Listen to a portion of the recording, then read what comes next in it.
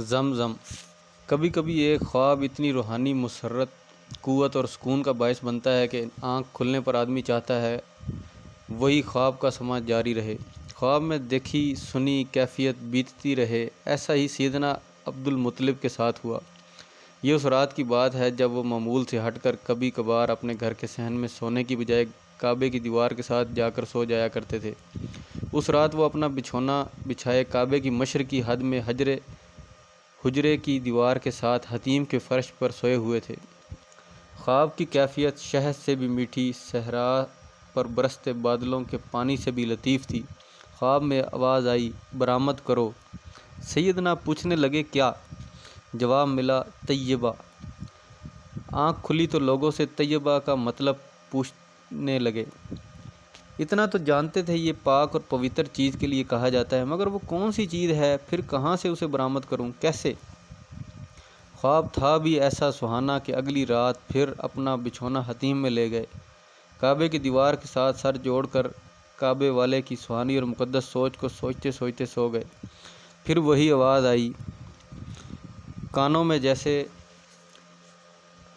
گھنٹیاں بجنے لگیں۔ اس بار آواز آئی، برا، کھود کے نکالو۔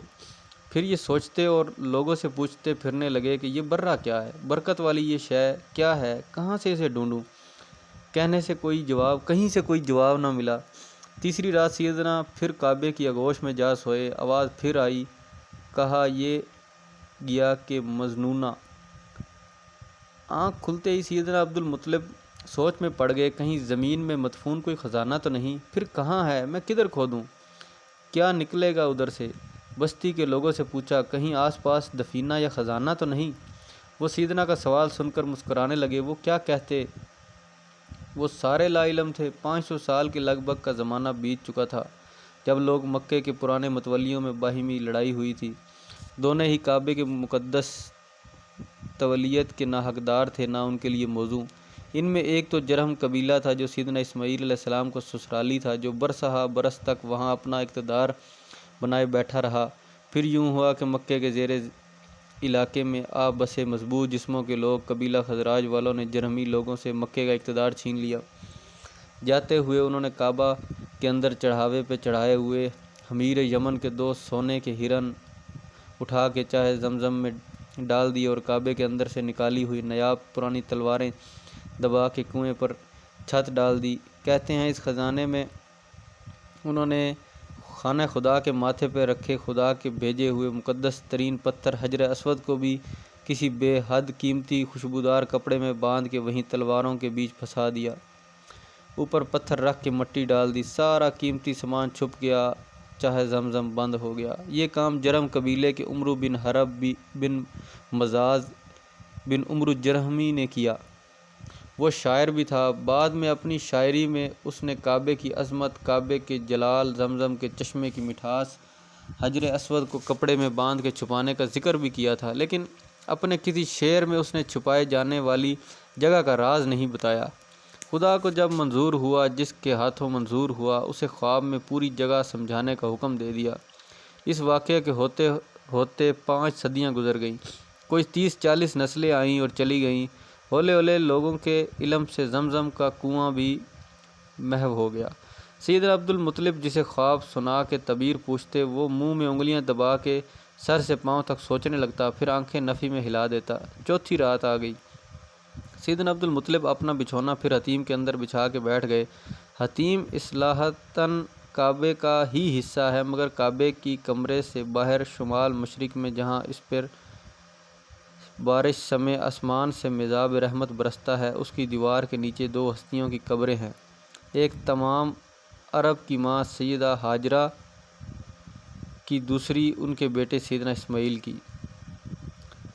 بہرحال خدا کا حکم جو اس وقت تھا وہی آج بھی ہے، کعبے کا طواف اس حتیم سمیت کرنا ہے جس کے اندر خدا کے چاہنے والی 2 ہستیاں آرام فرما رہی ہیں، ان دونوں قبروں کے بھی گردا گرد۔ ایک دفعہ طواف کے لیے کوئی آئے تو 7 چکر لگانے پڑتے ہیں۔ چوتھی رات سیدنا عبد المطلب پھر وہیں بستر بچھائے لیٹے تھے۔ دیر تک ان کی آنکھ میں نہ نیند آئی، وہ پریشان ہو گئے۔ اگر خواب نہ آیا تو وہ خط جو خواب کی صورت قسطوں میں مل رہا ہے اس کی آج کی قسط رہ جائے گی۔ انہیں یہ علم نہیں تھا کہ اس رات پورا خواب پوری تفصیل کے ساتھ بیان کر دیا جائے گا۔ ایسا ہی ہوا۔ سیدنا سو گئے، آواز آئی زمزم کھودو، زمزم کھودو۔ انہوں نے پوچھا زمزم کیا ہے؟ جواب آیا سنو، زمزم وہ ہے جس کا پانی کبھی ختم نہیں ہوگا، نہ اس کی مذمت کی جائے گی، حاجیوں کے چاہنے کے مطابق وہ سیراب کرے گا۔ سنو، یہ وہ جگہ ہے جہاں صحن کعبہ میں ایک لال چونچ اور لال پنجوں والا کوا ٹھونگے مار رہا ہے، وہیں گوبر اور لہو کے چھینٹے ہیں اور چونٹیوں کی قطار ہے۔ خواب ختم ہو گیا۔ سیدنا عبد المطلب کی آنکھ کھل گئی، آنکھ ایسی کھلی کہ سارا نقشہ سامنے پھیلا ہوا تھا۔ اٹھ کے بیٹھے، دیکھا آسمان سے ایک کالا کوا پر پھیلا کے کعبے کی دیوار سے 40 قدم کے فاصلے پر صحن پہ اترا اور زمین میں ٹھونگے مارنے لگا۔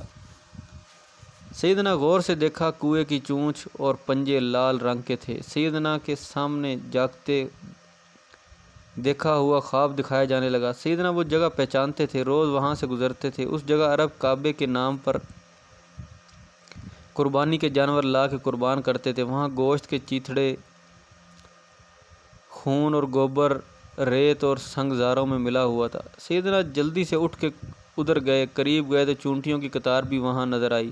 اسے اب شک کیا رہتا، جلدی سے گھر گئے۔ ان دنوں ان کا ایک ہی بیٹا تھا، حارث۔ اسے اٹھایا، ساتھ لیا، پھاوڑے اور کدال اٹھائے، پہنچ گئے بتائی ہوئی جگہ پر۔ دن چڑھا ہوا تھا، لوگ اکٹھے ہو گئے۔ یہ کعبے کا سردار پھاوڑا اور کدال لے کر صحن کعبہ میں کیا توڑنے کھودنے آ گیا ہے؟ لوگ پوچھنے لگے۔ سیدنا نے بتایا یہاں ایک کنواں ہے، اسے برآمد کرنا ہے، آؤ میرا ہاتھ بٹاؤ۔ وہ ہنسنے لگے۔ نسل در نسل وہ وہاں رہ رہے تھے، 40 نسلوں سے کسی کے علم میں نہ تھا کہ یہاں زمزم تھا۔ وہ سب سیدنا کو منع کرنے لگے، نہ کرو ایسا۔ لوگوں کے خیال میں صحن کے اس حصے کی توقیر اس سے بھی زیادہ تھی کہ وہ اس جگہ 2 بت نصب تھے جنہیں وہ پوجتے تھے، ایک عورت کا، دوسرا مرد کا۔ عورت تھی نائلہ اور مرد تھا اصاف۔ روایت تھی کہ ان دونوں نے کعبے کے صحن میں گستاخی کی تھی، بدکاری کی تھی، خدا نے انہیں پتھر بنا دیا تھا۔ وہ انسانوں کے درجے سے اتر کے پتھر ہو گئے۔ ہونا تو یہ چاہیے تھا کہ لوگ انہیں مارتے، اور الٹا دور تھا۔ ان دونوں شاید بت ہونا انسان سے بڑی شے سمجھی جاتی تھی، وہ اسے شاید ان پر خدا کا انعام سمجھ کر انہیں پوجنے لگے، بلکہ چڑھانے شروع کر دیے۔ جدھر پاک اور برکت والے چشمے کے تلاش میں زمین پر پھاوڑے اور کدال چل رہے تھے، وہیں ناپاک نائلہ اور اصحاب بتوں کی بنیادیں ہل رہی تھیں۔ قریش کے لوگ اپنے بتوں کے حوالے ڈگمگاتے دیکھ کر لڑنے مرنے پہ اتر آئے۔ سیدنا عبد المطلب کہتے میں تم سب کے لیے کنواں برآمد کر رہا ہوں، میری مدد کرو۔ مدد نہیں کرنی تو منع کیوں کر رہے ہو؟ وہ کہیں بس ہٹ جاؤ۔ سیدنا نے پھاوڑا اپنے بیٹے حارث کو دیا کہ اب جو میرے پاس آ کر میرا ہاتھ روکے تم اس کا سر پھوڑ دینا، میں اکیلا ہی یہ کنواں برآمد کر کے رہوں گا۔ آخر وہ اس قوم کے سردار تھے، جلال میں آ گئے۔ سیدنا زمین کھودتے رہے، لوگ شور مچاتے رہے۔ اچانک سیدنا کی کدال ٹن سے کسی دھاتی چیز سے ٹکرائی۔ سارے ہجوم نے ایک ساتھ سر ہلا کے سیدنا کی طرف دیکھا۔ لوگوں کی باتیں رک گئیں، 1 2 ساتھ عجیب طرح کی خاموشی میں گزرے۔ سیدنا نے وہیں زمین کے اندر کدال گھما کے مٹی، ریت اور پتھر باہر نکالے تو ساتھ گیلی گیلی ریت بھی باہر آئی۔ لوگوں کی چپ گہری اور پراسرار ہو گئی۔ سیدنا نے گڑھے میں ہاتھ ڈال دیا۔ اب جو ہاتھ باہر نکلا تو اس میں ریت اور مٹی میں دبی ہوئی قدیم قلعی تلوار تھی۔ سیدنا نے تلوار نکال کے چاروں طرف لہرائی۔ تلوار نیام کے بغیر تھی۔ 500 سال مٹی ریت میں دب کے اسے دیکھتے ہی پتہ چل گیا کہ یہ بنی کلکیا کی بنی ہوئی نایاب قلعی تلوار ہے۔ سیدنا نے وہ تلوار اپنے بیٹے حارث کی طرف کی۔ انہوں نے پھاوڑا چھوڑ کے تلوار پکڑ لی۔ سیدنا پھر جھکے، مٹی میں ہاتھ مارے، ایک اور تلوار نکال لی، اسے گڑھے کے کنارے پہ رکھا اور اندر سے سونے کے 2 ہرن نکل آئے۔ ہرن کھینچ کے نکالے تو 500 سال سے سویا ہوا پاک پوتر زمزم کا چشمہ اچھل کے کناروں پہ آ گیا۔ دیکھنے والے ہجوم کے تو ہاتھوں کے طوطے اڑ گئے۔ یہ کیا ہوا؟ اتنا سونا، تلواریں اور میٹھا ٹھنڈا پانی۔ ہجوم جو تھوڑی دیر پہلے تک حیران ہو کر ساکت کھڑا تھا، ایک دم سے لالچی آوازوں میں کھسمسانے لگا، یہ تو سارا مال سانجھا ہے، ہمارا بھی اس میں حق ہے، پرے رہو۔ سیدنا نے گڑھے کنارے پڑی 2 تلوار اٹھا کے ہاتھ میں پکڑ لی، پھر دونوں ہرنوں کی ٹانگوں میں چھپی ہوئی ایک ریشمی کپڑے کی گٹھڑی کو کھولا تو اس کے اندر حجر اسود تھا۔ سیدنا عبد المطلب کو یہ سمجھنے میں بالکل دیر نہ لگی کہ کعبے کے کس کونے پہ اس کی جگہ ہے، وہاں سے یہ اتارا گیا تھا۔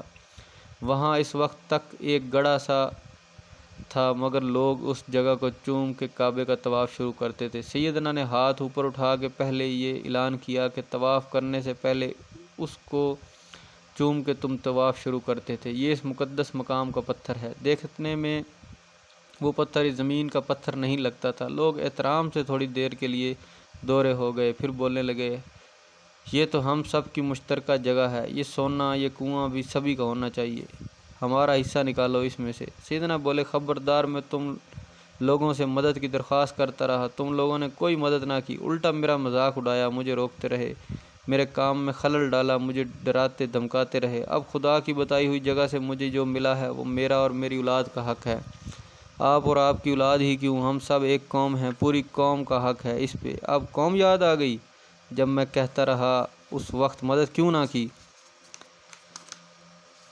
چلو ہم سے بھول ہو گئی، اب بھولے رہو نا جی، یہ تو فیصلہ ہوگا، کون کرے گا؟ چلو کعبے کی پروہت کے پاس۔ پروہت کون سا دور تھا، اس ہجوم میں آ کھڑا تھا، ہاتھ جوڑ کے آئی سے بولنے لگا، میں کوئی فیصلہ دینے سے قاصر ہوں۔ اسے شاید سیدنا عبد المطلب کی سچائی اور باقی قریش کے جتھے کی ناراضگی کے نتائج کا احساس تھا۔ بولا، یہ میری گرو کاہنہ قبیلہ سعد کی جادوگرنی ہے، عموماً وہ یثرب سے آگے مقام معان میں رہتی ہے، تم پہلے یثرب جاؤ، شاید وہ ادھر ہی مل جائے، وہ فیصلہ دے گی، ادھر جاؤ۔ قریش کے 20 لوگ تیار ہو گئے، قریش کے مختلف شاخوں سے 2 سیانے سیدنا عبد المطلب نے بھی اپنے قریبی رشتہ داروں سے کچھ ساتھ لیے اور یثرب کی طرف نکل پڑے۔